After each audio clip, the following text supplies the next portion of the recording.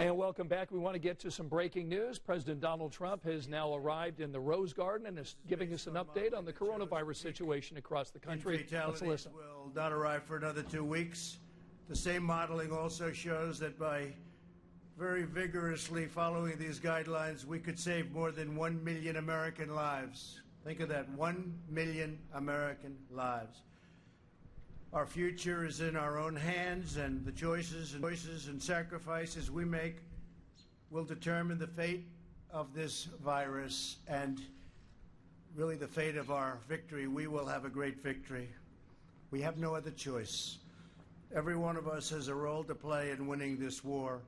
Every citizen, family, and business can make the difference in stopping the virus.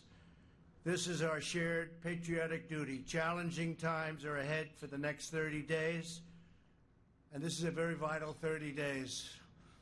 We're sort of putting it all on the line. This 30 days, so important because we have to get back.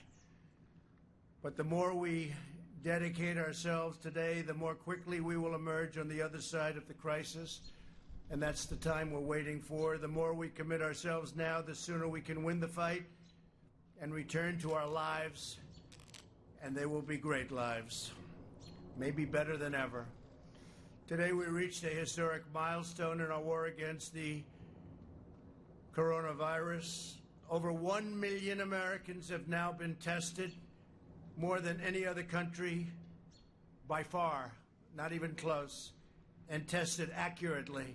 And I think what I'd like to do is ask Secretary Azar, who's done a fantastic job, to come up and just say a few words about the fact that we reached substantially now more than 1 million tests. Please.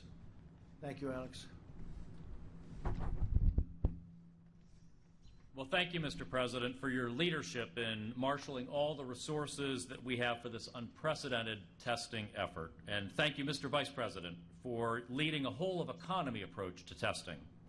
As the President mentioned today, the United States hit more than 1 million samples tested, a number that no other country has reached. We're now testing nearly 100,000 samples a day, also a level that no other country has reached. I want to thank every partner that has been involved in this effort.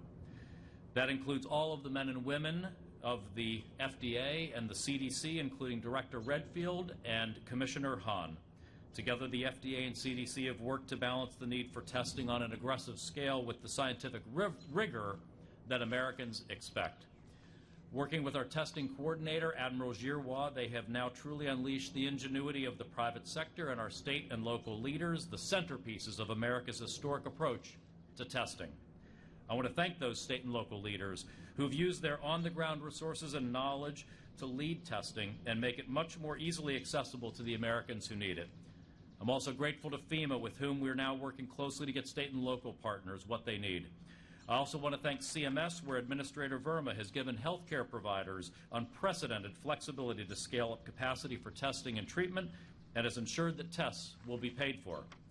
Finally, we would not be where we are today without the many American companies, entrepreneurs, and scientists who have worked day and night to develop, as of today.